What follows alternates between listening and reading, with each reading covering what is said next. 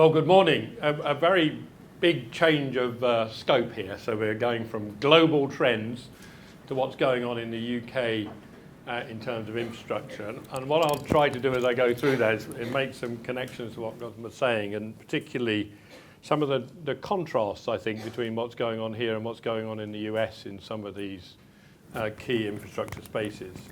So I'm here in the role as National Infrastructure Commissioner. The Commission is chaired by Sir John Armitt, and it's an independent arm of UK Treasury. And it recommends policy across transport, digital, energy, water and waste sectors over a 30-year period. So it's a strategic body. So please don't ask me why HS2 is off track, which is what normally people want to talk about.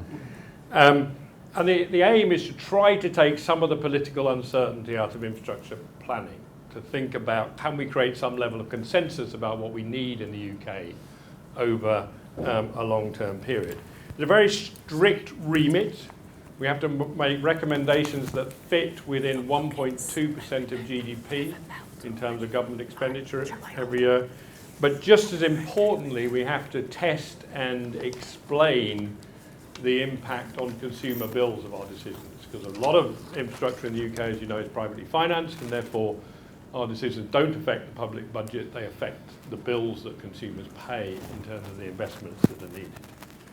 Now, my personal background is in that chart on smartphones. I was on the board of Arm Holdings until we sold it to SoftBank. I ran all of BT's technology here in the UK, and I spent most of my time thinking about digital infrastructure. And I'm a commissioner really to bring two or three things. One, that strong focus on digital, which we have said is the most important piece of infrastructure for the UK economy, but also a business and technology change perspective. And one of the most interesting things about innovation, infrastructure is how do we play technology and innovation into that? Now, I'm going to start in an odd place. Earlier this summer, Sir David Attenborough, who I'm a WWF trustee, we're proud to have him as an ambassador, said we cannot be radical enough in our efforts to address climate change. Now, one of the first big differences between the US and the UK is we've committed by 2050 to go carbon neutral here in the UK. It's a really different, and that has very significant implications for infrastructure planning. And that addressing the impact of climate change is very much front and centre of much of what we discuss in public. But there are a lot of other things. There are a lot of infrastructure challenges in the UK. So let's go through a few of them. Now, in order to deal with the carbon challenge, we need to replace a transport system based on petrol and diesel engines with a wholesale shift to electric and other non-carbon sources. That's quite a challenge. The digital point I've made is right at the front. That digital society that you saw there, the UK with the highest penetration of online, the highest penetration of online shopping in the world, the most digitally engaged nation in the world. We need fibre and 5G, and we don't have it at the moment. We don't really have very good 4G, so it's amazing that people use the internet so effectively. And that data explosion that we were watching there is real, and we have to make sure that the UK is ready for that. That is going to be the most important thing in terms of ensuring that we are in the right economic position. But there are some other things we could do with the water supply working, and we face an increasing drought risk, particularly in the southeast. We have a growing population. It's getting drier. London has half the rainfall of Sydney. I commute between the two cities. You wouldn't believe it, given the sunshine levels, but it's true. And we've done nothing for over 30 years to build any new water supplies in the southeast of England. This is a disaster waiting to happen. But we've also got to protect against flooding. Climate change is not just about warming, it's about all sorts of changes, so we've got to do that. Our cities are growing. Again, not as fast as those in Asia, but they are growing consistently. There seems to be no end to that. And our transport systems are congested, our cities are polluted, and we need to rethink and replan how we manage local transport to support jobs and homes of those growing populations. And we need to connect our major cities together, particularly in the north, with reliable high-speed capacity and affordable links that help spread the benefits of economic growth more widely across the country. And this social piece, if I was asked what is the biggest risk to infrastructure providers, I would say it is that they fall foul of the social trends and get on the wrong side and therefore face political uncertainty and regulatory uncertainty as a result of not taking consumers with them in their changes. So I'd have a slightly different take on that risk question. So it's a big to-do list. We've spent an endless cycle of delays in this country and uncertainty, and we need to step up and do something different, and that's what the National Infrastructure Assessment is about. Now, we were set up to provide robust, independent advice on that long-term infrastructure question, and just over a year ago, we published the National Infrastructure Assessment. The good news is the government have to respond to it. In fact, in regulation, they have to respond to it within a year. They have been a bit distracted, so we haven't yet got the response, but it is promised for us this autumn. We looked at the whole of our economic infrastructure needs up to 2050, and we use the most comprehensive evidence base you can when thinking about the future. So we set out very clear priorities for action. Behind the sharp recommendations was a massive analysis that we'd commissioned and a comprehensive set of consultations across business, academia, and all sections of UK society. Our aim was to make the process of coming to our recommendation rigorous, open, and as fact-based as possible. We are trying to depoliticise the process. So a lot's happened since a year ago. Most importantly, the UK's net zero commitment, which I've mentioned already. We're very aligned with the Committee on Climate Change, and it's brought a much sharper focus to the low-carbon aspects of the assessment. Very clearly, we see significant differences in thinking and across infrastructure and power. So we are seeing huge innovation and as a result, a massive learning curve drop in technology in the renewable sector. So if you looked at that chart that was up earlier on US energy sources, about 2% on modern renewables, around 35% here in the UK.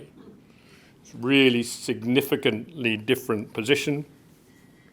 And at the moment, the evidence seems to be that we will continue to see costs come down in renewables and not in nuclear. So there is a very significant difference of opinion between the Commission and the government about whether our carbon-free energy system should be highly renewable driven or highly atomic energy driven, and that's going to be very interesting to see. There have been good signs since we published, so the offshore wind sector deal was very welcome, but there needs to be more done, I think, to continue to support solar and onshore wind. Onshore wind is politically unpopular in the UK. It's very effective, but politically unpopular. And we can do much more using contracts for difference to give economic certainty to people to make those investments and to drive forward with those technologies. We have a big issue in the UK that we need to decarbonise domestic heat. Nobody ever talks about this. Why do we need to do that? Well, because you can't do carbon capture and storage at every boiler and cooker hob in the country. So we need to do something about it, otherwise we can't possibly achieve our targets, and it's heating, not cooling, that is in fact important here in the UK. So we've got a lot of work that needs to go on hydrogen and electric heat pumps, and we will have to do a serious study on carbon capture and storage as well if we're going down the hydrogen route, because in order to create hydrogen carbon-free, we're going to have to capture the carbon, it seems likely. And then we need a really significant set of actions on the rapid change to electric vehicles.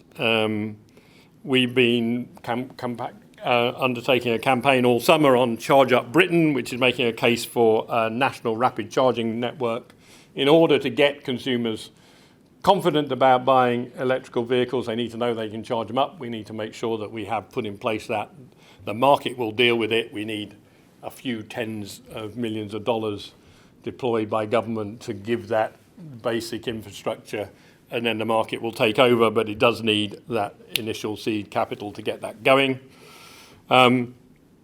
We believe that we should be effectively at 100% electric vehicle sales. That's not the number on the road, just sales by 2030, which is not very far away.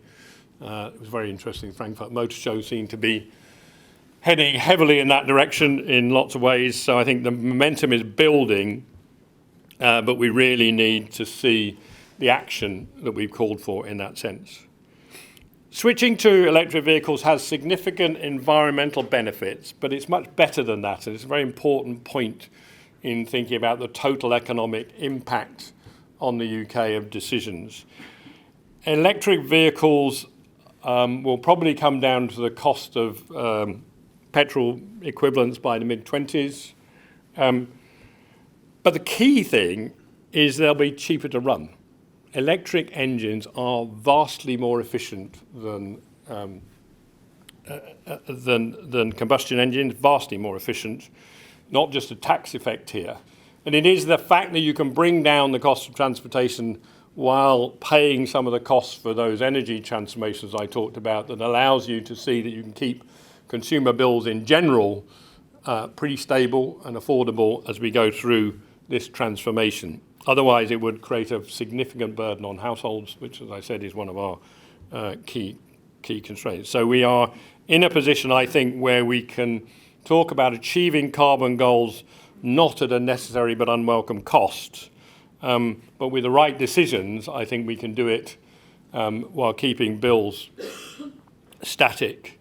There are important other things that need to be put in place, smart grids and standards to allow charging of electric vehicles. Electric vehicles can be a source of stability in the network. If you use their batteries as part of the stability of the network in a smart grid, works very well. If you let everybody go home and charge them all at 6 o'clock in the afternoon, it's going to cost the country a fortune. So these key issues like having a smart grid system that is able to manage the way cars are charged en masse are really important in the way you think about this. We also have to think about waste. It's an increasing area of public concern, and we've called for ambitious recycling targets, new national standards, and encouraging. That's an area where ministers have clearly taken action. They've proposed consistent and standardised rules as we have suggested. It's one of the most bizarre things for people outside the UK. You have no idea what you're supposed to put in what recycling bin. And it changes, by the way, every time you move across a boundary of some local government you didn't even know existed. So it's one of those things that needs public confidence to be successful. I've talked about drought. We have a 1 in 4 chance of a severe drought between now and 2050 in England. That's a horrendous number. Current plan suggests we'll go to standpipes in London. Our analysis is that would collapse the whole of the water system in London. So I guess we would drain the Thames at enormous environmental cost in real life. And so we put a whole series of measures in place, and the response there has been good. The leakage target has been accepted, and I think there is a real emphasis now on making sure that we put in place the transfer network that's needed to bring water from the wet parts of the UK, which aren't very far away from the dry parts, and more storage. So I feel confident we're making progress there. Digital connectivity, again, full fibre, I think has been driven very much strongly as a result of our recommendations. Ofcom have effectively accepted them, and DCMS. But we still have a lot to do on seamless wireless connectivity, particularly into the train and road networks, which are going to be essential if we're going to move to smart and autonomous vehicles. We'll need that, and we are a long way away from it. The other area that is significant in the UK is this question about cities. And we have proposed a very significant budget shift away from central government to local government, 43 billion of additional investment and devolved powers out to the major cities of the UK. This is not popular with centralised ministries, but it seems to me essential. And we had, of course, enormous support from the Metro mayors, Andrew Burnham in Greater Manchester, Andy Street in West Midlands, and the others. And it's really important, I think, if we are to begin to create a more even economic development across the UK, that we see these changes. And I think there is growing interest across the political spectrum in the idea that we need to allow cities to be governed in a manner which enables them to look at their economic needs and make investments alongside it. We've also, of course, made recommendations about infrastructure financing. If we're not going to be part of the European Investment Bank, Infrastructure Bank, then we are going to have to work out what to do about it. And we've published a pilot framework on that. But there is, I think, a long way to go on this. So I think what we see is we made all these recommendations.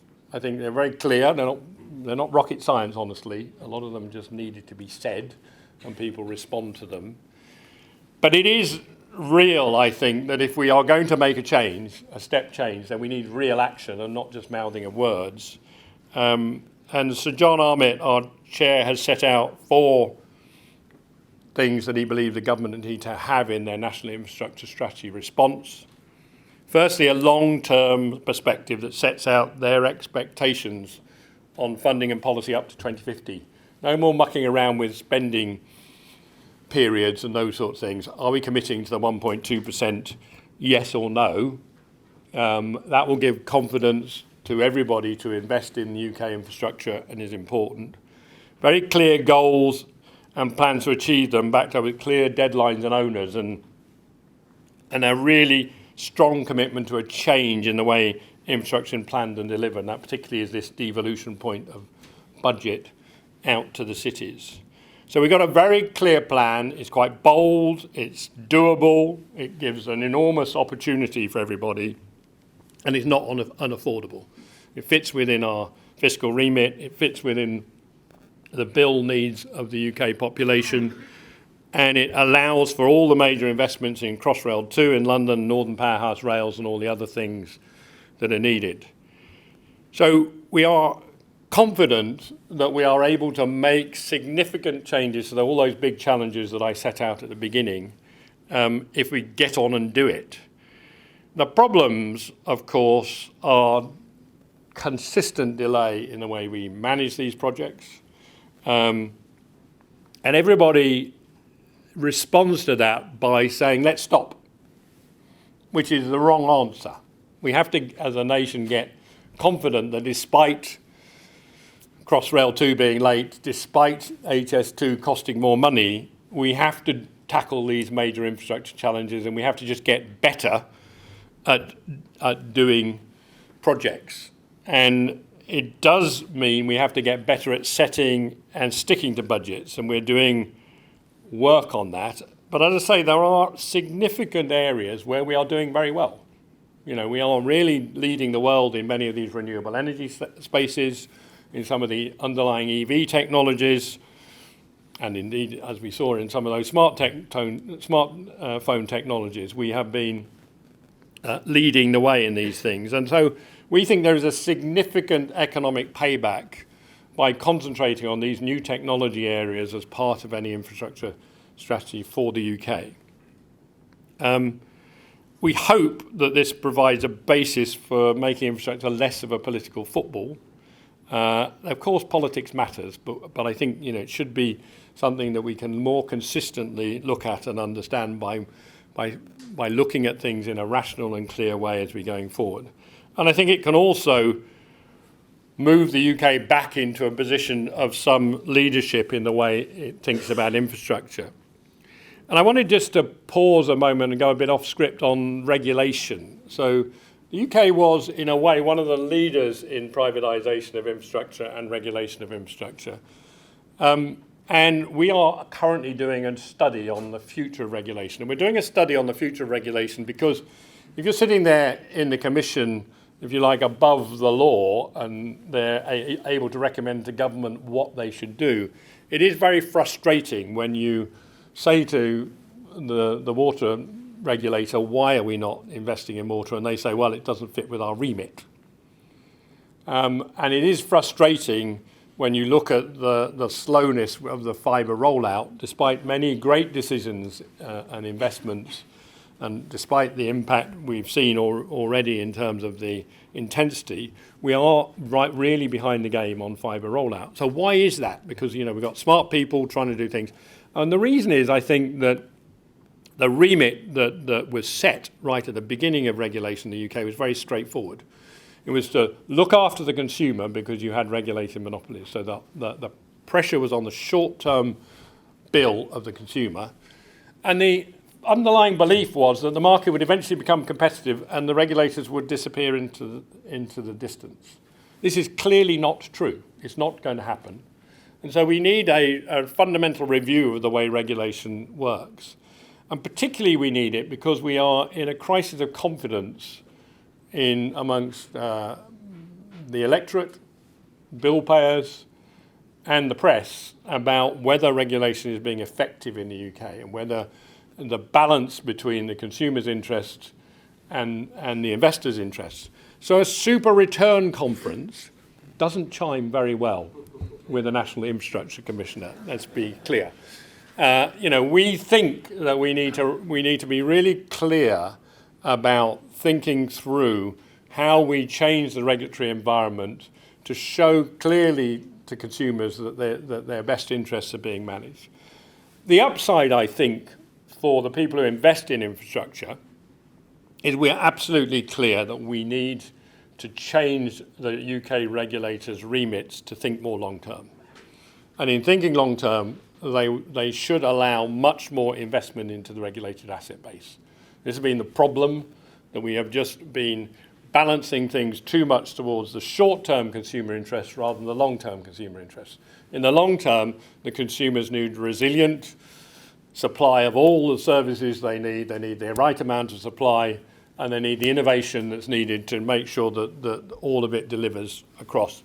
And we are going to come up with a set of recommendations which fundamentally talk about asking regulators to focus more on that balance. At the same time, we're going to say they need to be really careful about the way they look at the returns that can be developed, that can be achieved in those investments. And we're almost bound, I think, to say that we're looking for more competition in major infrastructure projects. So rather than a water company naturally doing their own new piece of transfer network or new reservoir, then that's a piece of work that could be separately tendered out in terms of getting the right return for the taxpayer and the bill payer. So hopefully that's interesting. So look, it's one thing to set up an independent commission, but it's another thing to act on recommendations. So we're modestly pleased with where we are, but honestly, everything's now to be done. We hope that the government will accept our full suite of recommendations. But it won't make the decisions in a vacuum. So if there are those of you here today who interact with the government, others in business, local government, academia, it will be a widespread group of people saying these are important things to do that will make the government decide to accept these recommendations and get on and create a vibrant infrastructure environment in the UK. So we'd like the ministers to hear a loud chorus of support for infrastructure renewal in the UK, and if you can help in that, do please say so. If you're meeting ministers or going to party conferences, bang on about it would be really helpful, thank you. We believe we can set the UK up for a sustainable and prosperous future, but we can't afford to be shy. We need to make the case for a stable long-term strategy and sustained investment in infrastructure that the country requires. So thank you very much for listening.